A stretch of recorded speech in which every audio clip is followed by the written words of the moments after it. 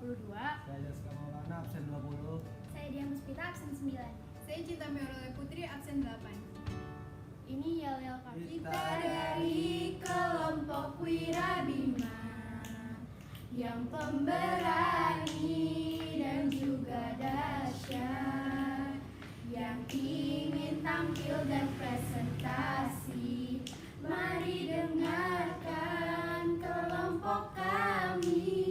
Sinopsis tentang Hikayat 1001 Malam bercerita tentang seorang raja yang memiliki dendam pada para gadis karena masa lalunya. Semenjak ditinggal selingkuh oleh mantan istrinya, ia menilai semua gadis sama dan akan membunuhnya sehari setelah pernikahannya. Sampai akhirnya ada seorang gadis yang bertekad untuk menikahi sang raja.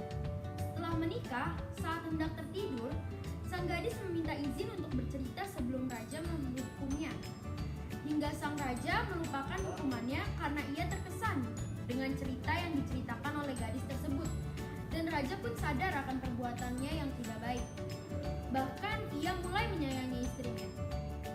Sekilas tentang Hikayat 1001 Malam merupakan sastra epik dari Timur Tengah yang lahir pada abad pertengahan. Kisah-kisah 1001 Malam ini pun dimuat dalam berbagai hikayat Melayu.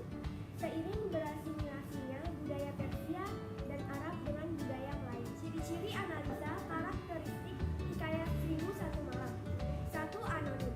Hikayat 1001 Malam ini tidak diketahui siapa pengarangnya. Tetapi hikayat ini sudah diatasnamakan menjadi milik dunia atau tidak hanya orang Arab atau Persia. Namun dalam versi lain mengatakan bahwa hikayat ini ditulis oleh lebih dari satu penulis. Selanjutnya adalah Istana Sentris. Hikayat 1001 Malam menceritakan sebuah kerajaan yang dipimpin oleh seorang raja yang memiliki rasa dendam terhadap permaisurinya.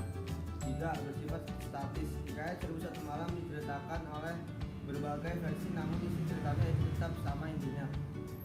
4. Bersifat komunal. Hikayat 1001 Malam ini sudah menjadi milik dunia atau tidak hanya orang Arab maupun Persia. 5. Bahasa klise atau diulang-ulang. Tidak ada karena cerita ini sudah diubah menjadi kalimat yang unik. Ciri-ciri selanjutnya adalah bersifat tradisional. Kenapa Hikayat 1001 Malam termasuk bersifat tradisional? Karena di Hikayat 1001 Malam ini diceritakan seorang gadis yang meminta restu kepada ayahnya untuk dinikahi dengan sang raja. Jadi, kenapa bersifat tradisional? Yaitu karena seorang anak pasti akan meminta restu kepada kedua orang tuanya. Selanjutnya adalah bersifat didaktis. Bersifat didaktis ini adalah cerita yang bersifat mendidik. Jadi di Hikayat 1001 Malam ini bersifat didaktis karena di hikayat ini terdapat nilai-nilai. Yang pertama itu tidak boleh ada rasa dendam terhadap orang lain. Jadi harus saling memaafkan. Yang kedua itu jika kita ada masalah selesaikan baik-baik, janganlah pakai kekerasan. Selanjutnya bersifat magis.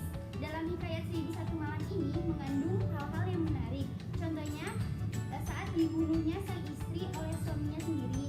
Yang kedua saat gadis menceritakan dongeng kepada raja malam hari sebelum tertidur. Selanjutnya mengandung kemustahilan dan kesaktian. Dalam Hikayat 1001 Malam ini tidak ada yang mengandung kemustahilan dan kesaktian. Cukup sampai sini ciri-ciri Hikayat 1001 Malam. Sekian presentasi dari kelompok kami. Kurangnya mohon maaf. Wassalamualaikum. A few moments later.